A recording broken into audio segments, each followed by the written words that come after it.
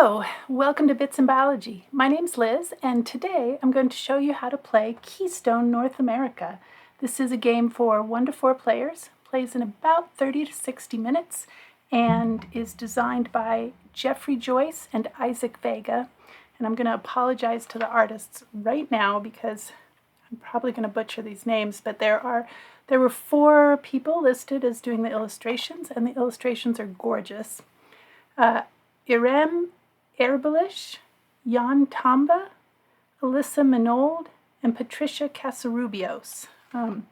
All 4 of them were involved in the illustrations, and actually as we go through the cards you'll be able to see their names on the individual illustrations. So let's go down to the table and take a look at how to play.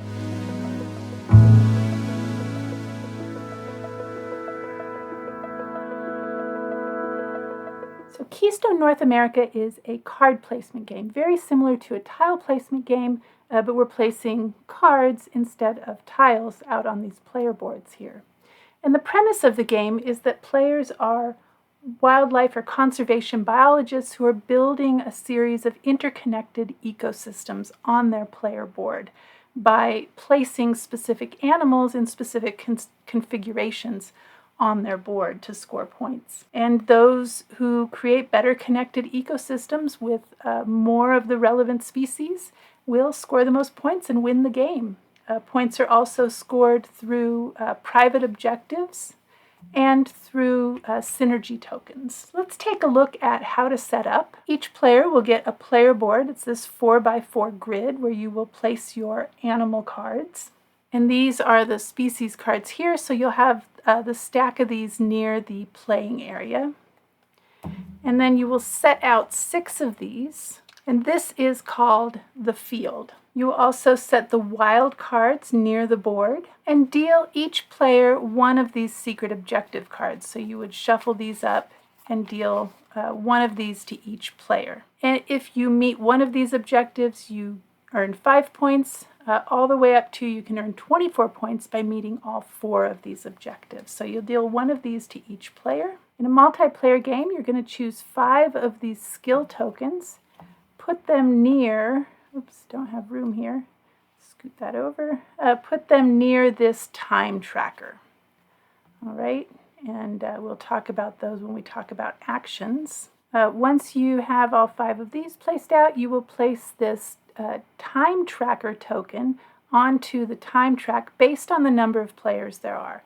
For 1 player, you'll place it on the 4. For 2, it goes on the 5. For 3, it goes on the 6. And for 4 players, you would put it all the way over here on the 7. I'm going to play a solo game, so I'm going to put that on the 4. And actually, I should point out, in the solo game, you would only have 3 of these skill tokens out here. Once you have that set up, then you're going to pass out synergy tokens to each player based on turn order. So you will want to have decided who is going first and give them the first player marker. So the first player gets 5, the second player gets 6 synergy tokens, the third player gets 7, and if you have 4 players, that 4th player would get 8 synergy tokens. You'll also want nearby the board these research tokens. Now these are also double-sided, but in all but the solo game, you're only going to be using this green side, and this is the research side. This is the story side, and we'll talk about this when we talk about the solo game. So have those nearby the board. If you are playing a solo game, you're going to want to have this field journal, and this is pretty awesome, so I'll talk about this a little more after I go through all the rules, but basically it contains 20 different scenarios for you to work through as a solo player. The game is played over a series of rounds that will, the end of the game will be triggered once a player has filled up their entire board, or when the time tracker marker reaches 0. So in each round, players will take turns in turn order, starting with the first player, to take 1 of 2 actions.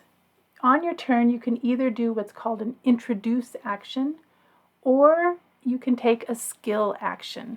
If you do the introduce action, you're going to take a species card from the field, and you can take any of the species cards, but some of them will cost you these synergy tokens. So the first card all the way over to the right is always free.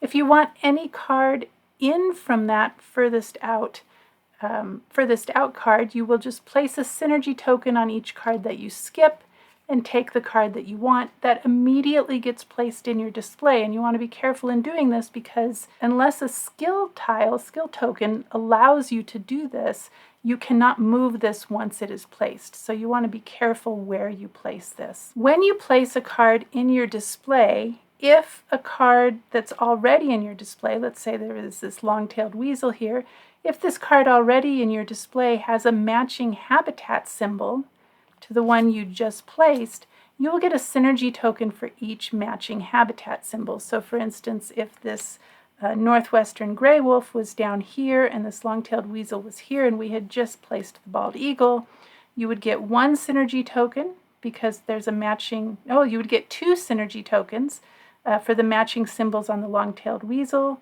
and another two synergy tokens for the matching symbols on the northwestern gray wolf. So you would get a total of 4 synergy tokens in that instance. The other action you can do is a skill action.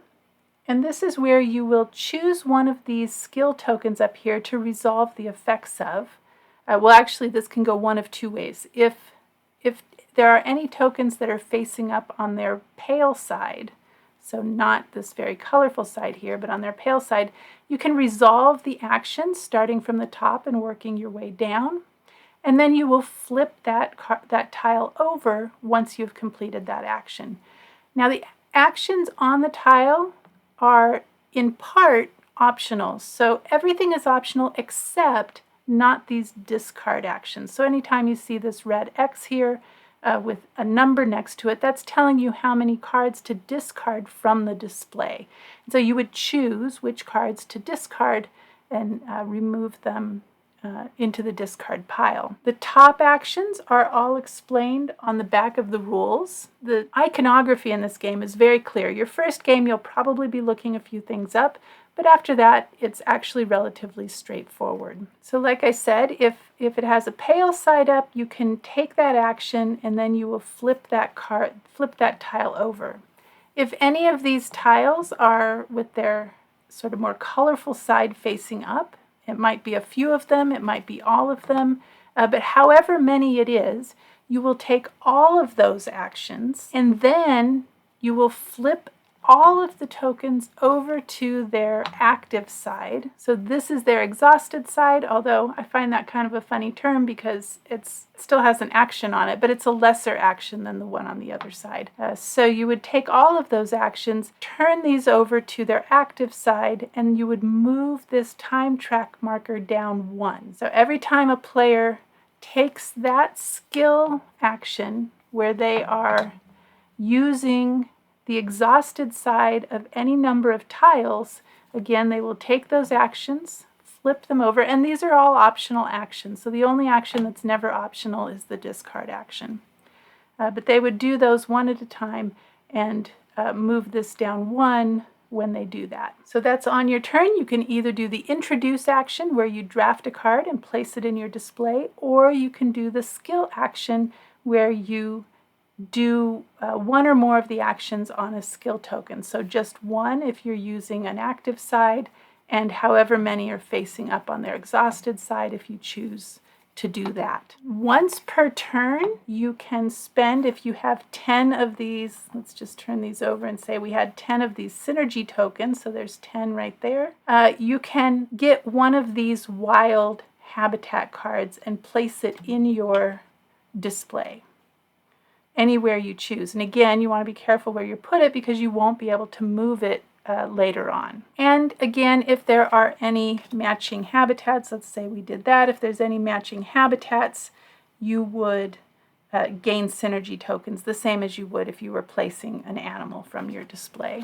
Once you've taken your turn, if you've done the introduce action, there should only be one card missing. If you've taken a skill action, there might be a couple of cards missing. Perhaps you took this action here and discarded them from the display. Then at the end of your turn, you would move these down and refill the field. And with the first card you draw would go furthest right, and then the next card you draw would go furthest left. If there are any synergy tokens on these cards, they would remain on those cards. If you ever take a card that has synergy tokens on it, you would gain those synergy tokens into your personal supply. And finally, when somebody has filled up their entire board, that triggers the end of the game. The other thing that can trigger the end of the game is if this time track marker ever reaches 0, then that would trigger the end of the game as well. When that happens, you'll finish up the current round and then move on to endgame scoring. So let's take a look at how you score points in this game. What you are trying to do is create ecosystems on your board, and an ecosystem consists of animal cards that have meet two conditions. One, they are consecutive numbers. So for instance, 2, 3, 4, 5. It doesn't matter whether they're going left to right, top to bottom, bottom to top, right to left. It doesn't matter as long as they are consecutive. And they have to meet the other condition of having the same habitat symbols on them. And so for instance, here we have a 2, 3, 4, 5, and all 4 of these have this Arctic alpine symbol in the bottom left corner. And so they meet that requirement. So this would be an ecosystem here.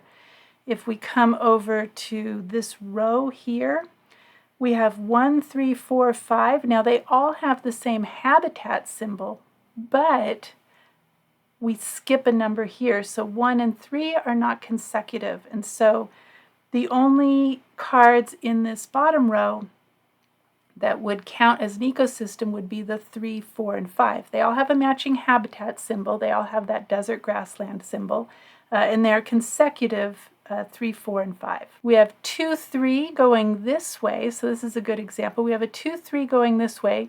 They both have this forest woodland symbol on them, so that is an ecosystem that would score.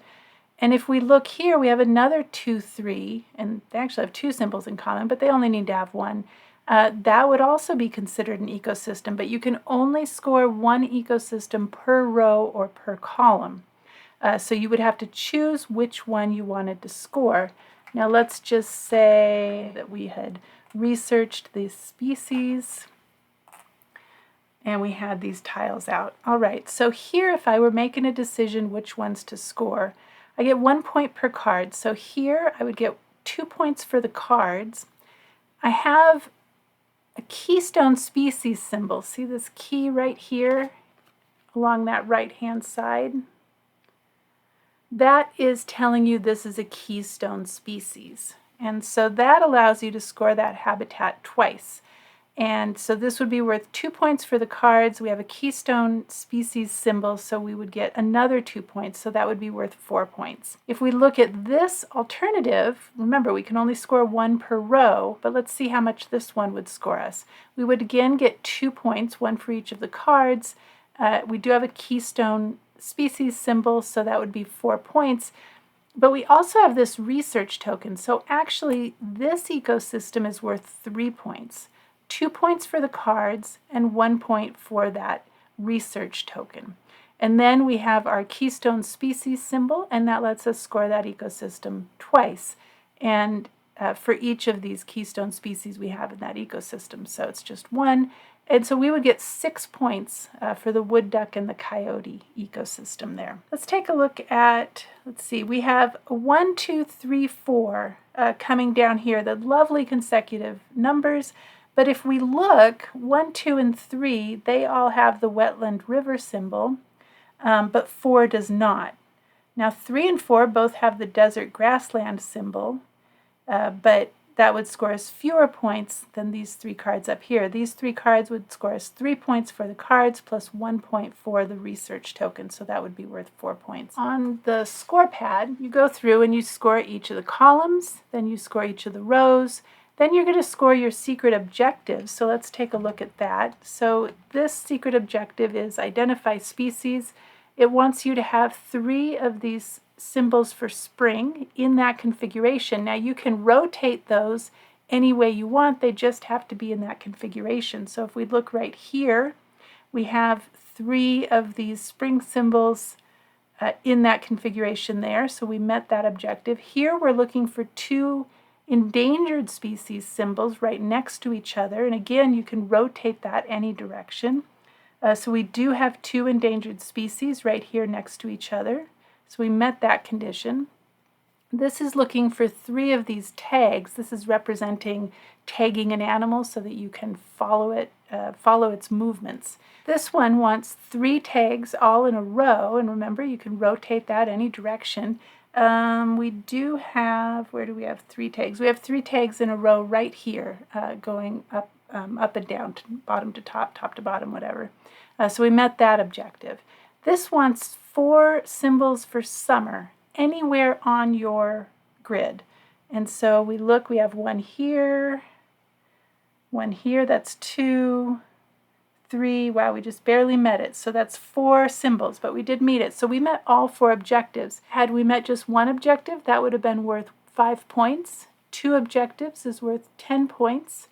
3 objectives is worth 16 points, and meeting all 4 objectives would score us a whopping 24 points. So don't underestimate the power of these secret objectives. And then finally, if you have, let's say you had, what do we have here, 9, 10, 11 synergy tokens, this would score us 1 point for every 3 that we have.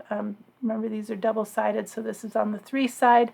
So we would get 3 points here for these 3 that are on their 3 side.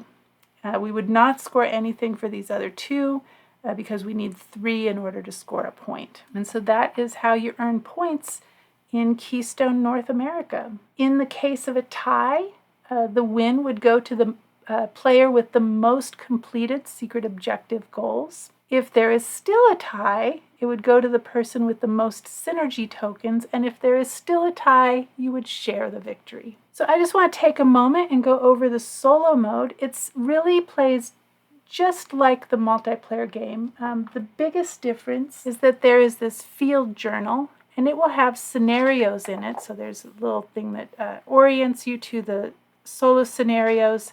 And for instance, here's our first assignment, orientation day. And it will tell you the setup. And it says there are no special rules. So anytime there are special rules that contradict the game rules, the special rules would take precedent.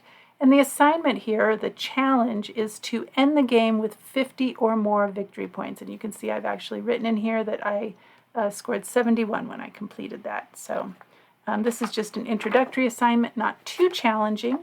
The only other thing to add about the solo game is there are these envelopes that have cards in them, and some of these scenarios in the field guide will allow you to open these and add those cards to the game. So there are 6 of these for you to reveal as you work your way through. And I don't want to look at the last one because I haven't worked through all the scenarios yet, but there are 20 scenarios in this field guide. And that is how you play Keystone North America.